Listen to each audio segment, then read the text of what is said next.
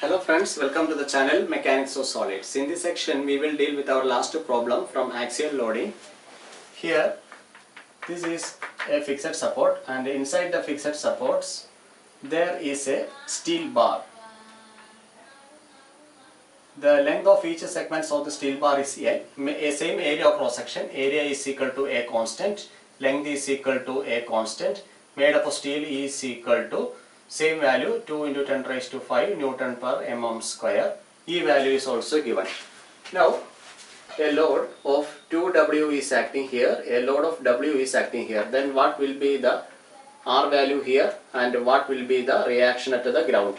That is our question. Given W is equal to 1.5 kilonewton. Very simple question. You just apply the principle of superposition by finding the value of elongation in first segment, elongation in second segment, elongation of third segment. Okay. Now I am drawing my vertical steel bar like this for ease of solving the problem. I am naming this as A, B, C and D. Here A, B, C and D. Here a force 2W here. Here a force of W here. Here the reaction R. I am taking the first segment according to the superposition principle. The net reaction acting on this side is R itself. So I am leaving the R value as it is. This is section A, this is section B. Now I have to draw the section BC. On the section BC, here a 2W force is acting inward. But here a R Newton R reaction force is acting in the right direction. So the resultant I can take, the resultant BC is equal to R minus 2W. This will be tensile. R minus 2W. Why I am taking R minus 2W instead of 2W minus R? Because this is the net resultant force acting in that direction. I am taking segment by segment. Always the force or reaction, resultant reaction will be greater than the force acting on single segment. So I can write R minus 2W here and this will be tensile in nature since R is tensile. And here I am taking my block DC. Initially in the DC there is a W Newton force is acting. Here R minus 2W acting in the right direction. Here W is acting in the left direction. So what will be the resultant? Tell me what will be the resultant. The resultant will be R minus 2W minus W. Since W is in left direction, you must put it minus for this.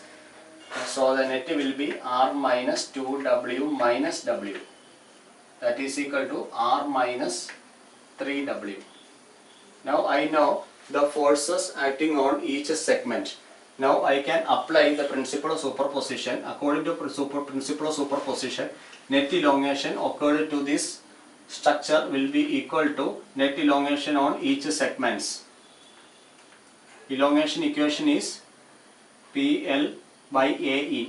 Delta L1 is equal to P1 L1 by A1 E1 plus P2 A2 divided P2 L2 divided by A2 E2 plus P3 L3 divided by A3 into E3. Here in this question A, L and E are constants. If delta L is 0, delta L is equal to 0 since the ends are fixed, elongation will be 0. So 0 is equal to L divided by AE into P1 plus P2 plus P3 I can write. What is P1 value? This is R itself. 0 is equal to P1 value R plus P2 value it is R minus 2W plus P3 value it is R minus 3W. This L by AE will get 0 because LHS is 0. From this question I need to write one relation. Upward force RG plus R is equal to downward force 2W plus W. 2W plus W. So I can write Rg plus R is equal to 3W. This is a relation here. Now I am running the figure. So 0 is equal to R plus R plus R, that is equal to 3R minus 5W or 5W is equal to 3R or R is equal to 5W divided by 3. Now reaction at the top is equal to 5 into W value initially given in the question as 1.5 kilonewton. 1.5 divided by 3, that is equal to 2.5 kilonewton. Now reaction at the ground, by substituting the R value here, reaction at the ground is equal to 3W minus R, that is equal to 3 into 1.5 minus 2.5,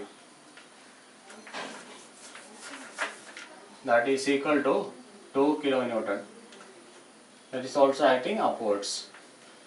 And this is how we can solve these problems. Okay, thank you.